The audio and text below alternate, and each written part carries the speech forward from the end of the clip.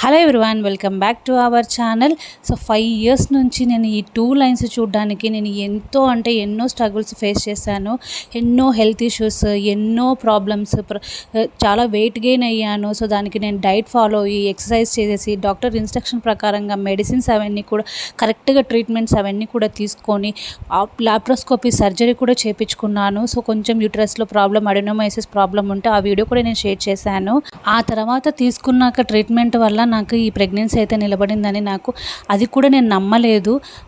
ఇది నేను ఇంట్లో కూడా టెస్ట్ చేసుకోలేదు. హాస్పిటల్కి వెళ్తే అక్కడ వాళ్ళు చెప్పిన టైంకి నేను హాస్పిటల్కి అయితే వెళ్ళాను.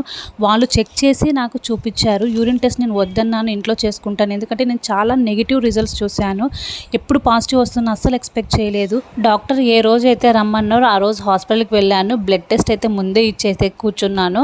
సో ఇంకా మళ్ళీ యూరిన్ టెస్ట్ చేయించుకుందామా వద్దా అని నేను ఇంట్లో చేయించుకుంటానని చెప్పినా కూడా సిస్టర్స్ పర్వాలేదు ఇక్కడే చేస్తామని చెప్పారు. ఆ రిజల్ట్ వచ్చేంత వరకు కూడా నాకు చాలా టెన్షన్ ఉంది. ఎందుకంటే సిస్టర్ వచ్చి నాకు పాజిటివ్ చెప్పేసే వరకు నేను నమ్మలేదు. నిజమా అని ఒక 3-4 టైమ్స్ అయితే నేను అన్నాను.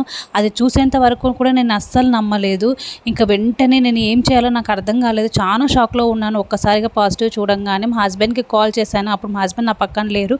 వీడియో కాల్ చేసి తనకు కూడా చూపించాను. తనకు కూడా ఏం అర్థం కాలేదు. సో యూరిన్ టెస్ట్ అయితే పాజిటివ్ వచ్చింది. ఇంకా బ్లడ్ రిపోర్ట్ అయితే రావాలి.